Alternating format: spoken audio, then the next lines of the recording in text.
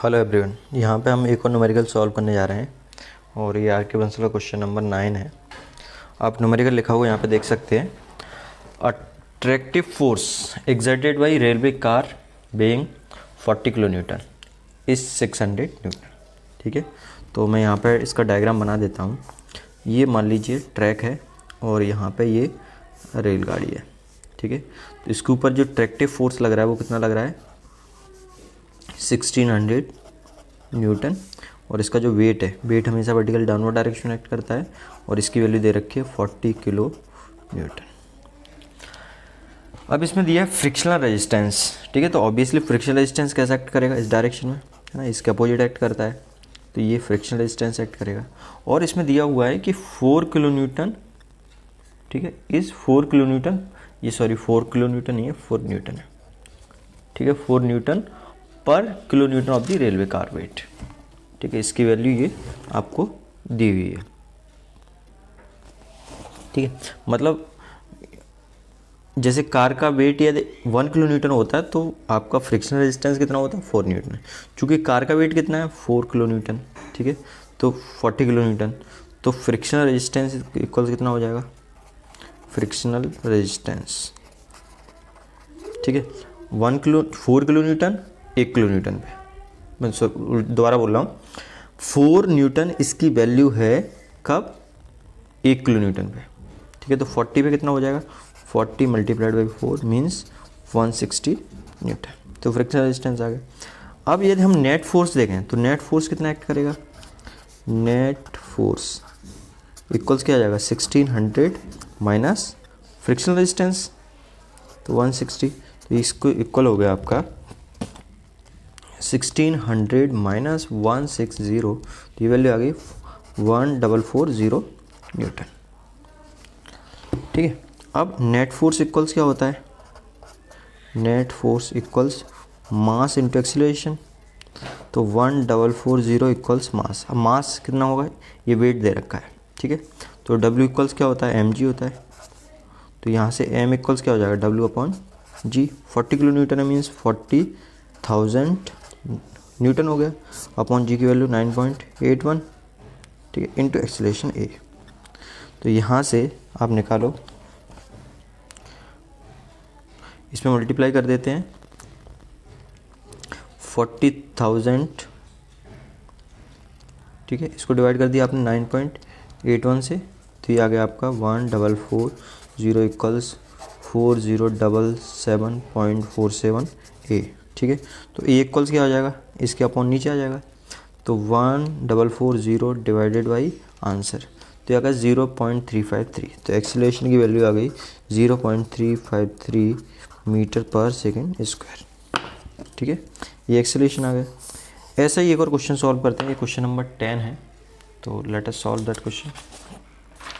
अब लिखा हुआ क्वेश्चन देख सकते हैं यहाँ पे, a train of weight 200 kilo newton, sorry 2000 kilo newton. ठीक है, यहाँ पे ये ट्रेन है और इसका वेट कितना दिया हुआ है, इसका वेट दिया हुआ है 2000 किलो न्यूटन। ठीक है, start from a rest means initial velocity इसकी 0 दी है। ठीक है, और फाइनल वेलोसिटी इसकी दे रखी है 100 किलोमीटर पर आवर।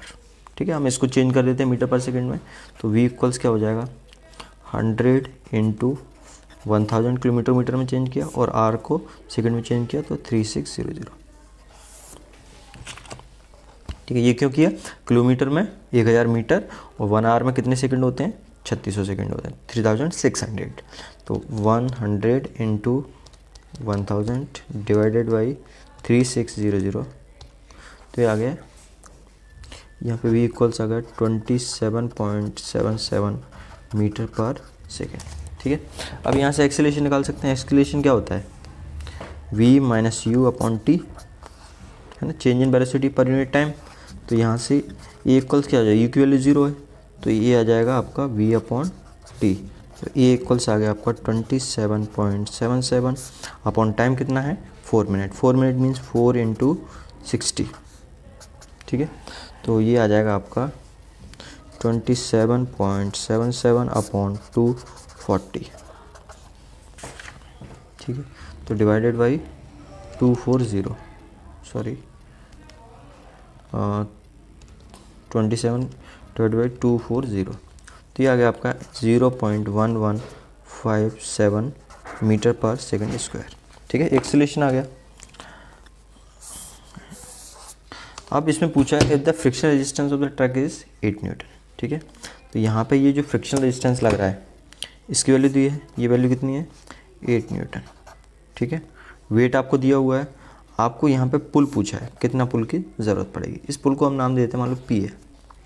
ठीक है, तो ऑब्वियसली इसमें जो नेट फोर्स हो जाएगा, ठीक है, वो नेट फोर्स कितना हो गया, नेट फोर्स इक्वल्स हो जाएगा P minus 8 Newton equals P minus 8 Newton. ठीक है, और नेट फोर्स किसके इक्वल होगा, नेट फोर्स आपका इक्वल होगा मास इनटू एक्सीलरेशन। ठीक है, नेट फोर्स कितना है p माइनस 8, तो p माइनस 8 इक्वल्स, हाँ इसमें थोड़ा सा घुमाव ये है कि इसमें जो फ्रिक्शन रेजिस्टेंस दे रखा है वो 8 न्यूटन पर किलो न्यूटन है। ठीक है, टोटल वेट कितना है 2000 किलो न्यूटन। तो टोटल फ्रिक्शन रेजिस्टेंस, पहले फ्रिक्शन रेजिस्टेंस निकाल लेते हैं। फ्रिक्शनल रेजिस्टेंस इक्वल्स कितना हो जाएगा, ये इक्वल हो जाएगा आपका 8 न्यूटन पर किलो न्यूटन है ना, 8 न्यूटन पर किलो न्यूटन है, तो 8 मल्टीप्लाइड बाई 2000 किलो न्यूटन है ना, तो ये जाएगा 16,000 न्यूटन। ठीक है, तो यहाँ p की जो वैल्यू आएगी वो कितनी आएगी 16,000, p माइनस 16,000 न्यूटन।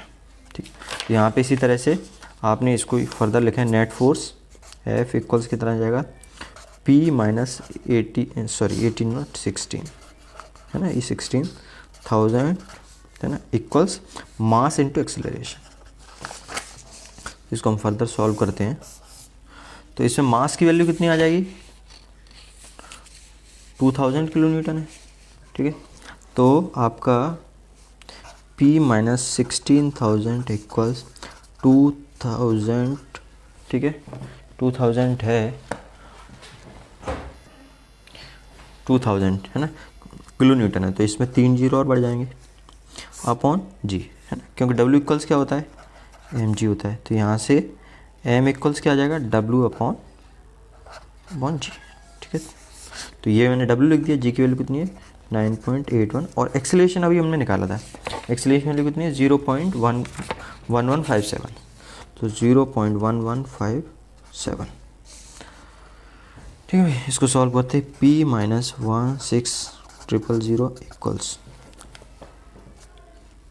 123 और 123। ठीक है, 60 है डिवाइडेड बाई 9.81, ये हो गया, मल्टीप्लाई कर देते हैं इसमें 0.1157, तो ये आ गया 23588.17, तो p इक्वल्स आ जाएगा 23588.17